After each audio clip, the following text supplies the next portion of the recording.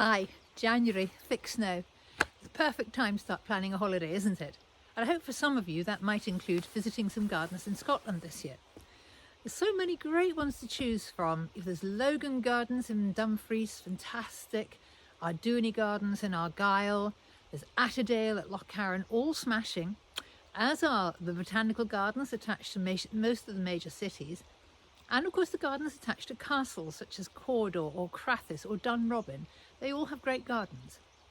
But today I wanted to recommend three that particularly we felt have a little kind of a personal aspect to them that make them real standout gardens, and we wanted to share them with you today.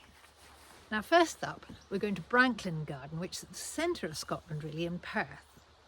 It was created in the 1920s by John and Dorothy Renton, who were international plant hunters. So you'll find specimens here that you'll rarely see elsewhere, and an alpine collection really to die for. It's now owned by the National Trust for Scotland, but the Renton's Arts and Crafts House still lies at the centre of this very compact 2-acre site, which is an easy walk round. Now for plant nerds like my sister Laura, there are 3 national plant collections at Brankin. And if you're planning a visit, I would plan to do so in maybe late May or June, when their hepaticas and their Meconopsis will be looking absolutely stunning. One of the great things about Brankin is that you can walk there pretty much from Perth city centre, and you can sit on their terrace and have a lovely cup of tea and look over this really stunning little garden. Now from Brankin we're going to head east to Cambo near St Andrews in Fife. Family owned for generation, is very informally planted but beautifully planted, and it has a rather thrillingly fast flowing stream going through its walled garden. It's well known for its snowdrop festival in late winter, when also its spring bulbs and winter flowering shrubs look fantastic, but it's probably best known for its prairie planting.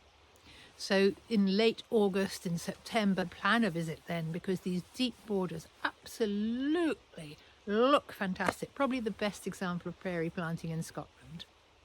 From Cambo we're going to head north and onto the other side of the coast to Inverewe. This was created by Osgood Mackenzie over 100 years ago from what was effectively a barren wilderness.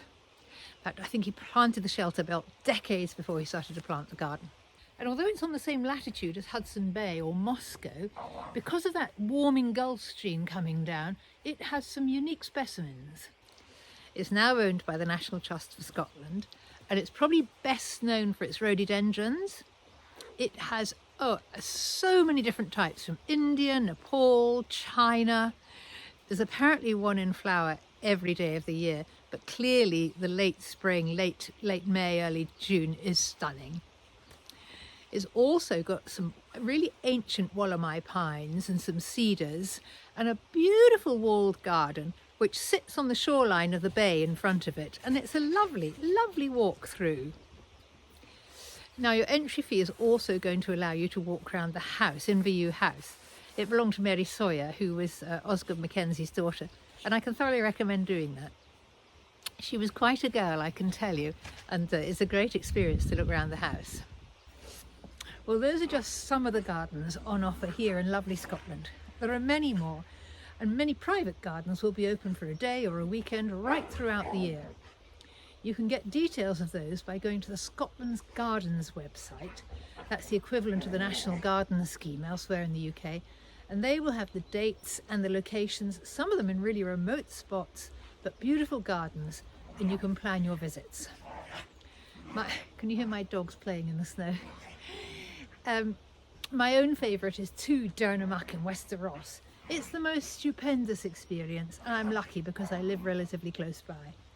You might have your own favourite gardens in Scotland, and if you do, just pop them down in the comments section of this video. We'd love to hear about your recommendations.